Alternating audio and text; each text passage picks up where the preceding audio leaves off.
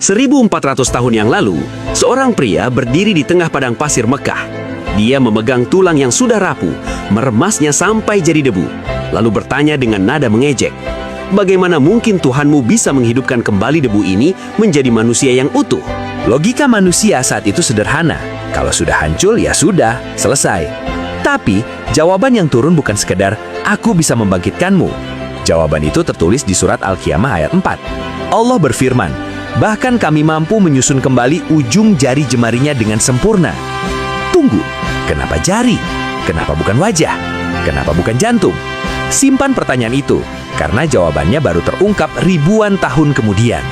Lompat ke abad 19. Dunia kriminalitas sedang pusing.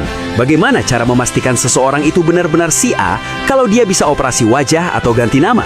Baru pada tahun 1880-an, para ilmuwan sadar ada sesuatu yang ajaib di ujung jari kita. Pola lengkungan dan garis-garis kecil yang kita sebut sidik jari. Di dunia ini ada 8 miliar manusia sekarang.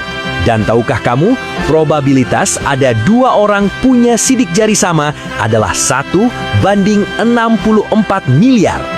Bahkan kalau kamu punya kembaran identik yang DNA-nya sama, sidik jarimu tetap berbeda. Sidik jari adalah barcode ilahi, identitas mutlak yang tidak bisa dipalsukan. Ia terbentuk sejak kita 4 bulan di rahim dan tidak akan berubah sampai kita masuk ke liang lahat. Sekarang, mari kita hubungkan keduanya. Ketika Al-Quran menggunakan kata bananah atau ujung jari, Allah sedang memberikan spoiler tingkat tinggi. Di saat orang zaman dulu menganggap jari hanyalah bagian tubuh yang sepele, Allah justru menunjuknya sebagai bukti kekuasaannya. Artinya apa? Di hari kebangkitan nanti, Allah tidak hanya menciptakan kita kembali secara massal.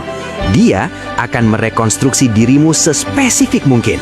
Hingga ke garis-garis halus di jarimu, dia tahu itu kamu. Data pribadimu tidak akan tertukar di hadapannya. Setiap amal yang dilakukan tangan itu sudah ada tanda tangan uniknya masing-masing yang tidak bisa dibantah. Jadi, setiap kali kamu melakukan fingerprint di handphone atau absen kantor, ingatlah satu hal. Kamu diciptakan dengan ketelitian yang luar biasa.